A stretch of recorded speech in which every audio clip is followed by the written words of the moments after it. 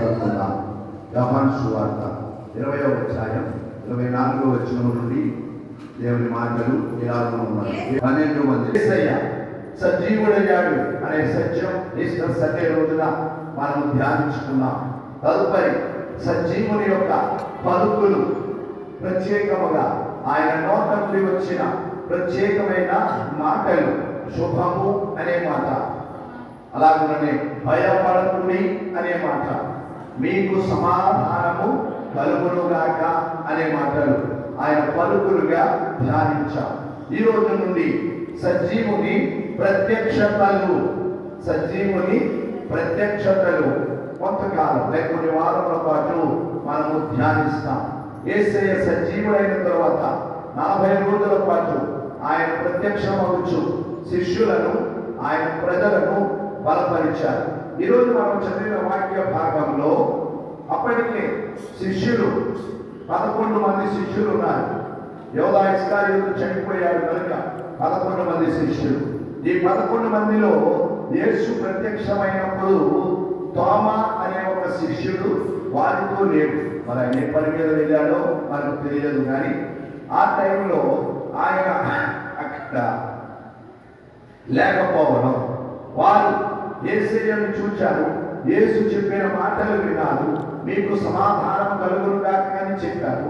అలాగే ఆయన ఏం చేశారు, అక్కడ ఆయన చేతులను, ప్రక్కలో మల్లెపు కోటును కూడా వారికి చూపించి, వారికి అధికారం ఇచ్చి, మీరు వెళ్ళండి, సువార్తను ప్రకటించండి అని వారికి అధికారం ఇచ్చి పంపించారు. ఆ తరువాత ఈ 10 మంది శిష్యుల దగ్గరికి తోమా గారు వచ్చారు. తోమా వచ్చిన తర్వాత ఈ 10 మంది చాలా ఆసక్తితో, తోమా మేము యేసయ్యను చూచాం అని వారెంతో ఆసక్తితో చెబుతూ ఉండినప్పుడు తోమా కూడా ఆ ఆసక్తిని గమనించారు.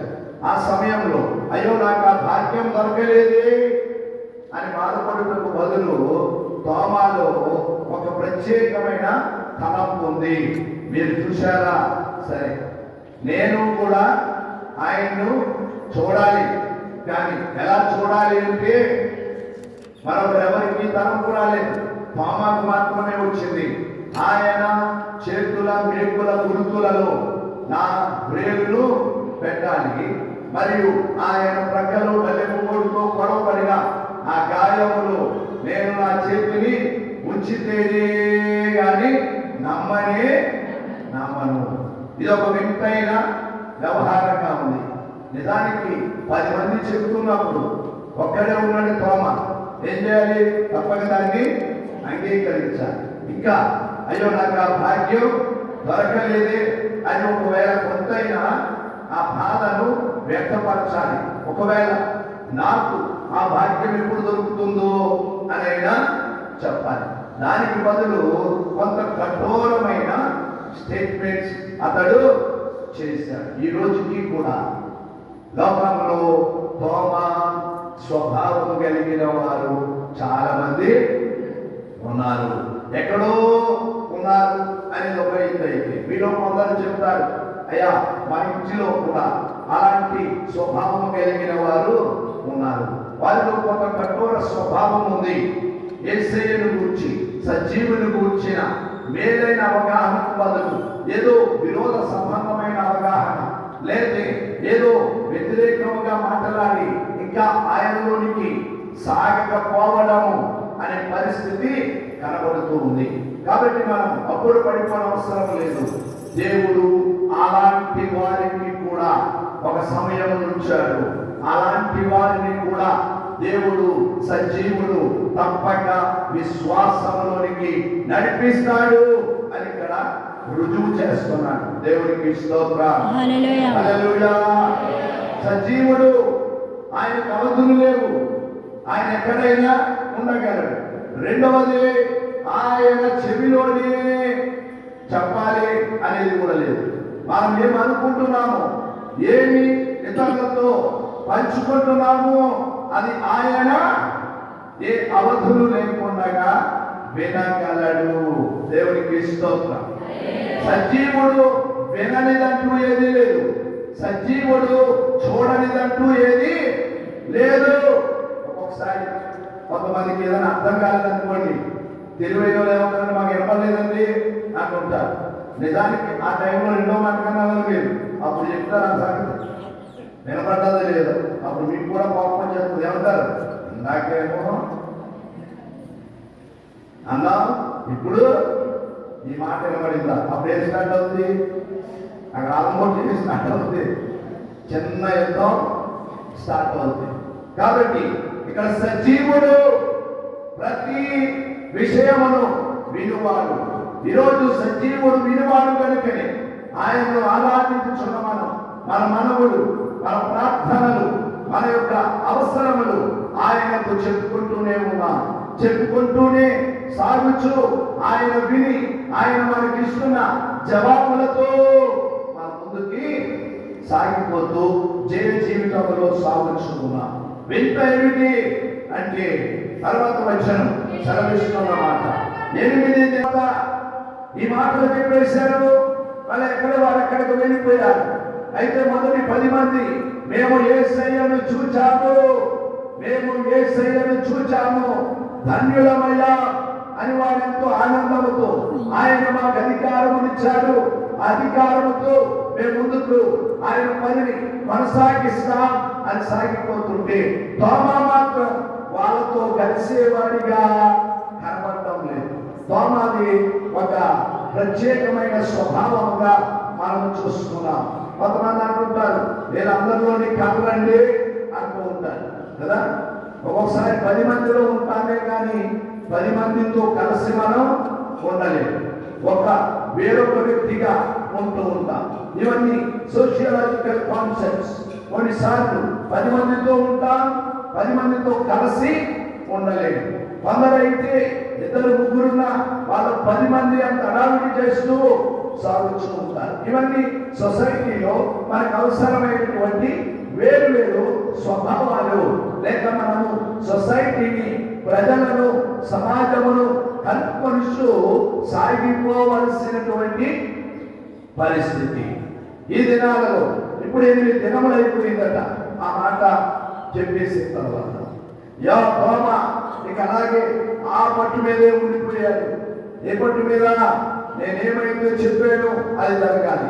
మళ్ళా 8 దినములు అయిన తర్వాత తోమ మిగిలిన శిష్యులతో కలిసి ఒక చోట కూర్చొని ఉన్నాడు. మళ్ళీ అక్కడ మనం చూస్తున్నాం, తలుపు వేయబడి ఉంది. సజీవునికి అవధులు లేవు, అడ్డులు లేవు. తలుపులు వేయబడ్డాయి లేక తీయబడ్డాయి. తీస్తేనే ఆయన వస్తాడు, లేకపోతే రాలేడు అనేది లేదు. అదే సజీవునికి ఉన్నటువంటి ప్రత్యేకమైన చలనం. సజీవుడు చాలా సులువుగా ఎక్కడైనా ఏ స్థానంలోనైనా ఆయన ప్రత్యక్షం కాగలడు. గడియలు వేసి ఉన్నా, తాళములు వేసి ఉన్నా అవి ఏమీ కూడా ఆయనను ఆపు చేయలేవు, ఆయనను లోపలికి రానివ్వలేవు అని మరొకసారి చెప్తూ ఉన్నాడు. ఇక్కడ శిష్యులందరితో ఉన్నప్పుడు యేసయ్య వారికి ప్రత్యక్షమై మళ్ళా వారిని చక్కగా మీకు సమాధానము కలుగును గాక అన్నారు. శిష్యులందరూ చాలా సంతోషించారు. మరొకసారి సజీవుడి యొక్క నోటి నుండి వెలువడుచున్న సమాధానము మనం వినగలిగాం, ధన్యులమయ్యాం. అప్పుడు కొంతమంది తోమాకి ఏం చెప్తాడు అని, లేక వాళ్ళ తలపులు వాళ్ళకు ఉండొచ్చు. అయిపోయిన తర్వాత వాళ్ళందరికీ చాలా వింతగా ఉంది. ఏమిటా వింత అంటే యేసయ్య తర్వాత ఎవరిని చూచారట? తోమాను చూచి అతనిని గద్దించలేదు. అతని మీద లేక నీవు నాకు నేను కనబడినప్పుడు నీవు లేవు అని అనలేదు. సజీవుడు గద్దించేవాడు కాదు. సజీవుడు మన మీద ఎదురుగా లేక మనల్ని ఇబ్బంది పెట్టేవాడిగా మాట్లాడేవాడు కాదు. సజీవుడు చాలా సాధువుగా మాట్లాడచ్చు. చాలాసార్లు మన జీవితంలో మాటలే మనకు దీవెనగా ఉంటాయి. దేవునికి స్తోత్రం.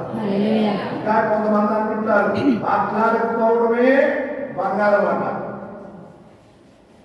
Being silent is gold. కానీ ఎంతమంది మాట్లాడకుండా ఉంటారు? నేను వెళ్ళినట్టు ఏదో మాట్లాడడానికే కదా అని చెప్పి కొన్నిసార్లు మనం మాట్లాడడానికే ఇష్టపడుతూ ఉంటాం. అది కొన్నిసార్లు చిరుకుగా ఇబ్బందులను పెట్టే పరిస్థితి. అయితే ఇక్కడ సజీవుడు మనకు నేర్పిస్తున్న మాటలు, తోమాని ఇలాగన్నా అని ఆయనకు తెలుసా? ఆయన బాగుగా తెలుసు. ఇప్పుడు తోమా అన్నాడు, అప్పుడే ఆయన మాటలు విన్నాడు. విన్ను వెంటనే ప్రత్యక్షమైపోయాడు అక్కడ. అవునా, ఒక వారం పట్టింది. ఆ తర్వాత ఇప్పుడు ఆయన తోమాతో చాలా సాధుత్వంతో, చాలా మృదువుగా అంటున్నాడు, తోమాను చూచి నీ వేలు ఇటు చాచి నా చేతులు చూడుము, నీ చెయ్యి చాచి నా ప్రక్కలో ఉంచుము అని అన్నాడు. శిష్యులందరూ చాలా అప్పుడపడ్డారు. ఎవరు చెప్పారు? ఎలా తెలుసు ఇది ఆయనకు అని? నీకు అప్పుడు పడవలసిన పని కూడా లేదు. సజీవునికి వినబడినదంటూ ఏది ఉండదు, కనబడినదంటూ ఏది ఉండదు, రాలేని చోటు అంటూ ఏది ఉండదు. వారందరిలో ఆ గొప్ప నమ్మకం ఉంది. వారు చాలా ఆశ్చర్యపడుతున్నారు. ఏమిటి, ఎలాగో నేను చెప్పగలుగుతున్నాడు?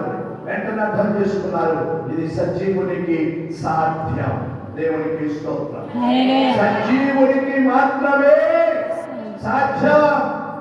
ఈ లోకపు యాత్రలో సాగుతున్న మీరు, నేను, మనము చాలా జాగరూకులమై ఉండాలి.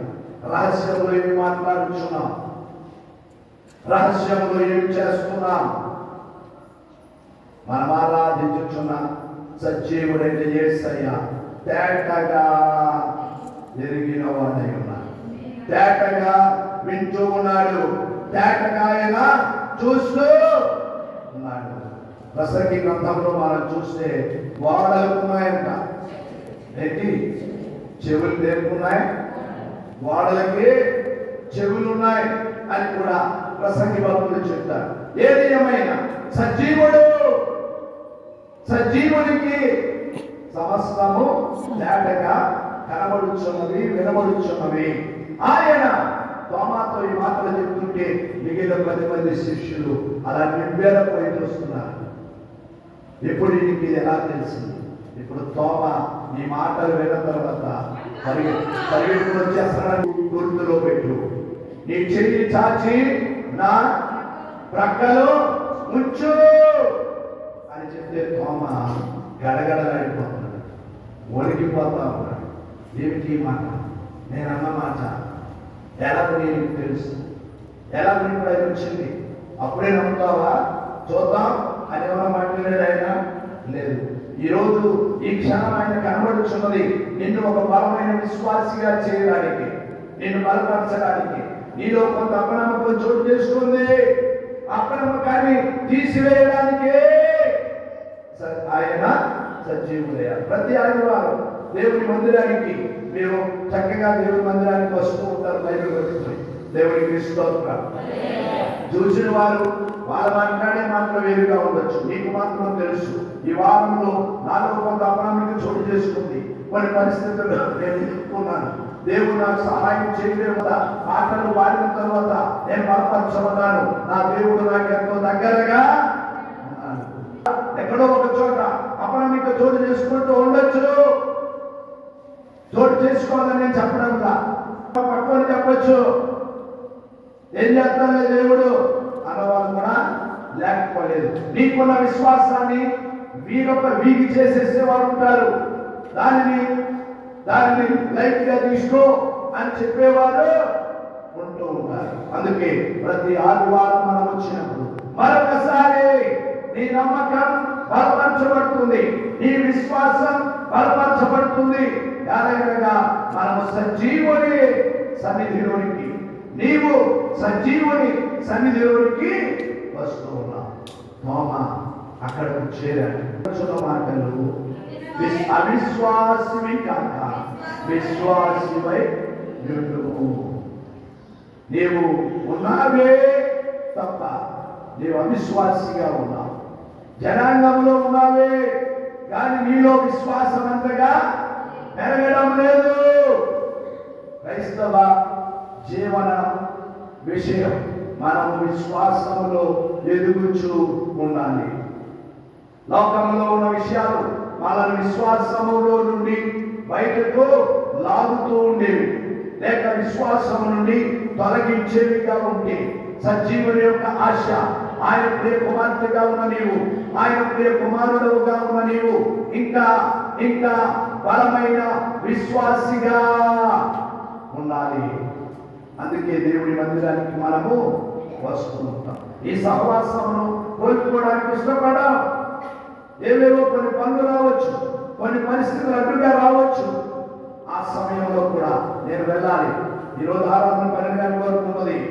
వీలైతే అది అయిపోయిన తర్వాత అక్కడి నుంచి నేను వెళ్ళిపోతాను. కొంతసేపు అయినా నేను దేవుని మందిరంలో గడుపుతాను.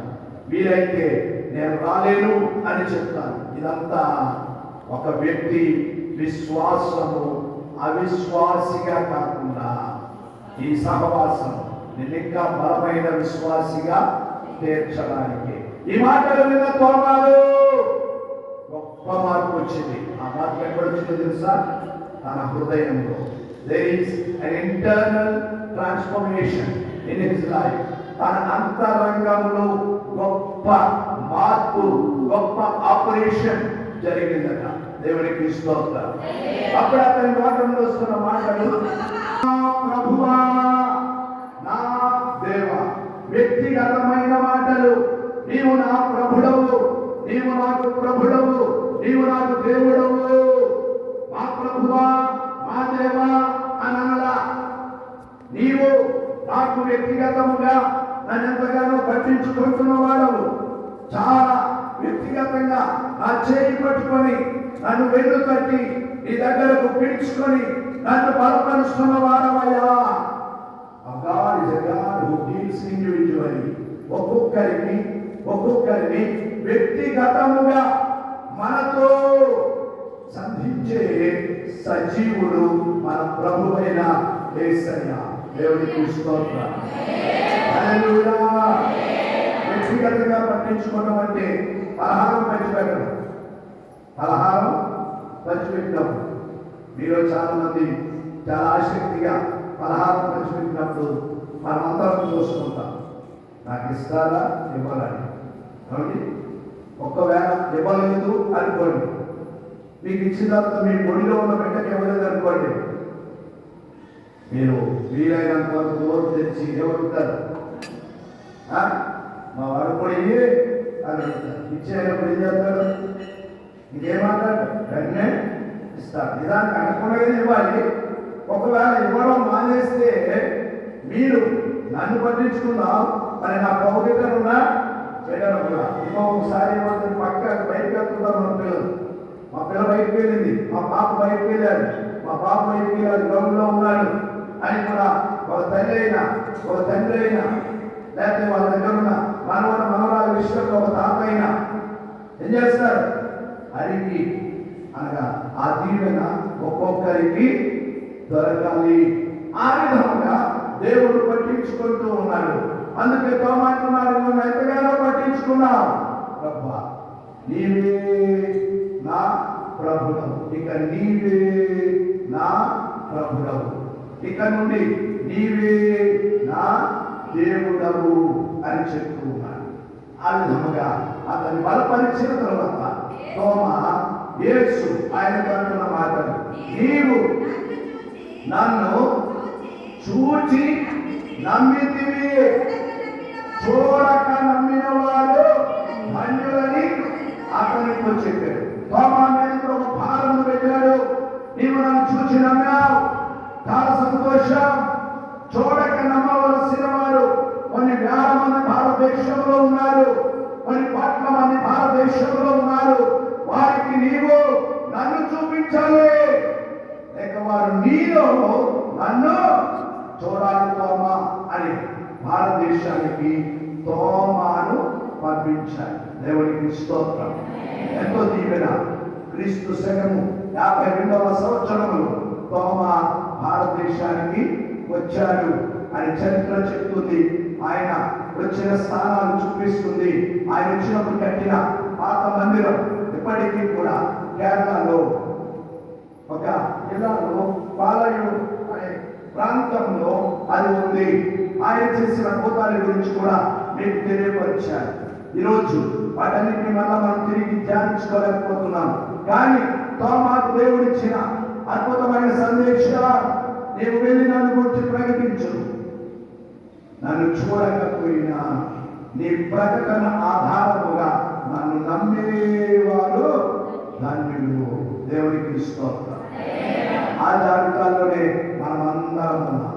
ఒకనొక దినమున ఆ దీవెన మీకు దొరికింది, ఆ విశ్వాసం మీలో అంకురించింది, ఆ నమ్మకం మీలో పరిశుద్ధాత్మ సహాయంతో కలిగింది. ఆయనే నా ప్రభు, ఆయనే నా దేవుడు అని ఒప్పుకోలు చేసుకొని నేను ఆయన ప్రియబిడ్డగా సాగుతాను అనే తీర్మానంతో విశ్వాసులుగా నేడు కోట్లాది మంది ప్రజలు సాగుతున్నారు. దేవుడికి స్తోత్రం.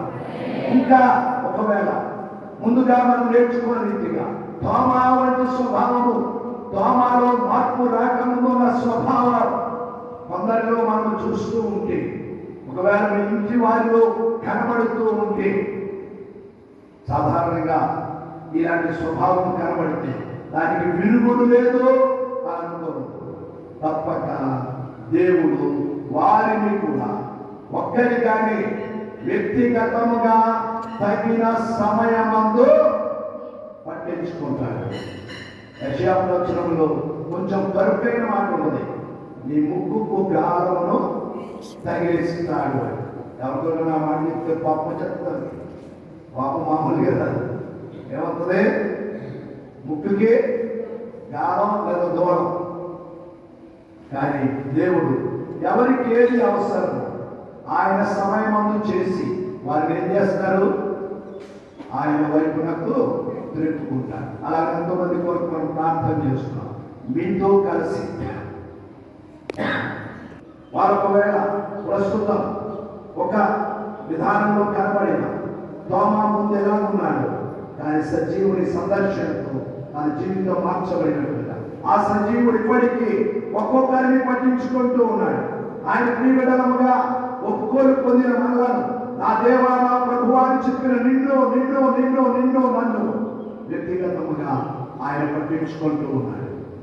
ఆయన కృతజ్ఞమైందా, ఆయనకు ఇంకా మహిమకరముగా ఈ లోకపు యాత్రలో ఆయనను గురించి ప్రకటిస్తూ ఆసక్తితో ముందుకు సాగిపోతాం. దేవుడిచ్చిన ఈ సందేశం మనకు దీవెనగా ఉండను కాక మళ్ళా